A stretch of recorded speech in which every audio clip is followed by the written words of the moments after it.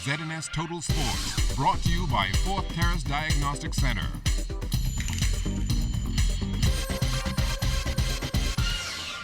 Welcome to sports, everybody. The Bahamian flag was flying high on the indoor collegiate track and field circuit over the weekend, competing at the Notre Dame Invitational in South Bend, Indiana. Purdue sophomore Devin Charlton continued to make a case for why she may be better than her dad David was. Back in his days, Devin broke 2 school records in the span of 9 minutes. Up first, she erased the 60-meter hurdles mark of 8.25 seconds, which was set back in 2008. Devin crossed the line in a personal best time of 8.23, knocking 1/10 of a second off her old time. Her time was also 2/10 of a second in front of her nearest competitor. As for the Open 60, Devin came back to rewrite the record that stood for 32 years, stopping the clock at another personal best time of 7.39. That was 2/100ths of a second better than the old record and 8/100ths of a second better than her previous fastest time.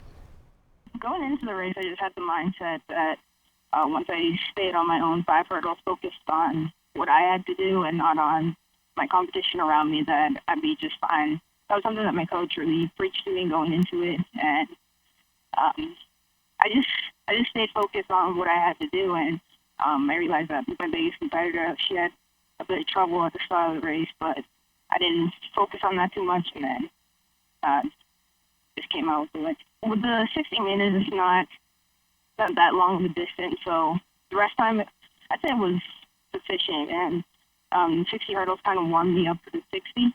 And then I had another really good competitor right on the side of me, and I just knew that once I stayed with her, I'd run a big time.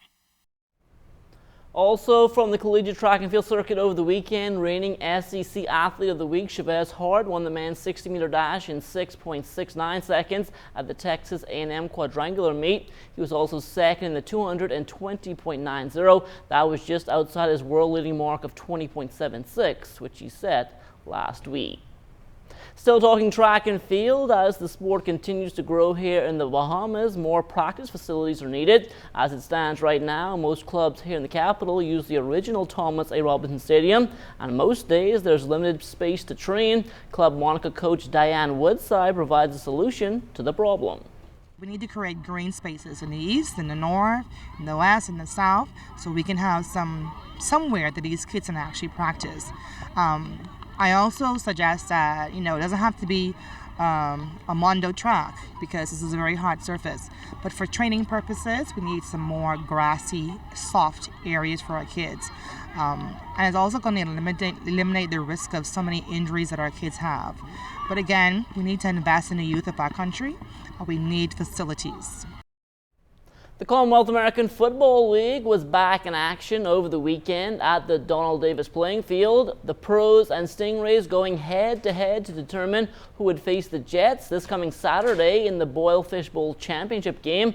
This one was competitive throughout, but when the final whistle blew, it would be the Pros escaping with a 22-14 victory. Today we did some things in the offensive line that were quite different, but if they weren't watching, I ain't gonna tell them what it is. But ball control on the ground, timely passing, good defense, good safe defense, and smart ball. Our penalties were very low today, which over the season seemed to have been ridiculous.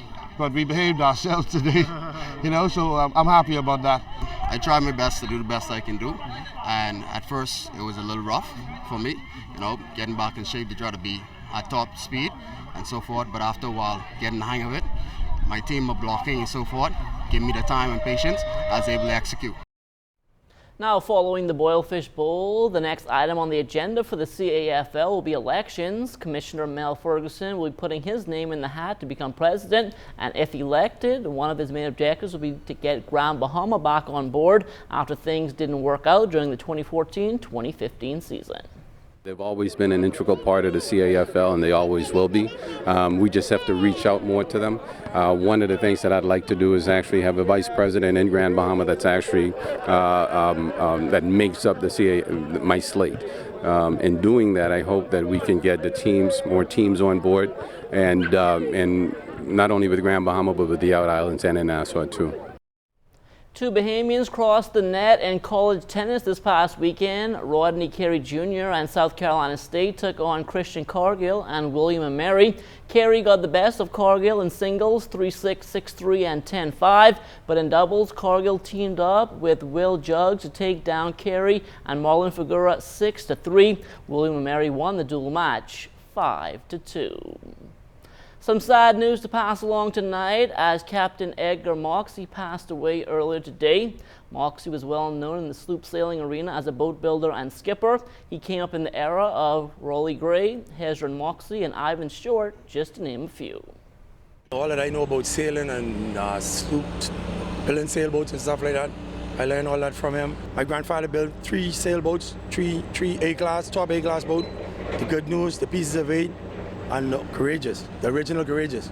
They're all Georgetown champions. It's just sad to know that my grandfather is now gone, and I don't think he'll ever get what is truly due to him, because before there was a defense force, my grandfather, they used to use him as a defense force vessel.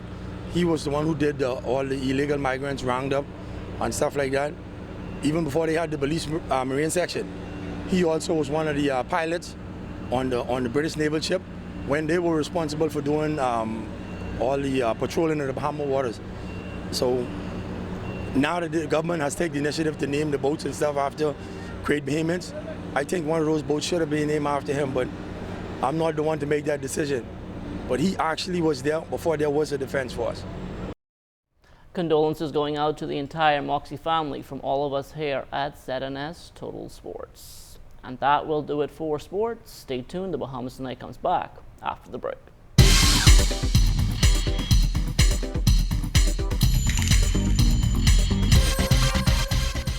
This is ZNS Total Sports, brought to you by 4th Terrace Diagnostic Center.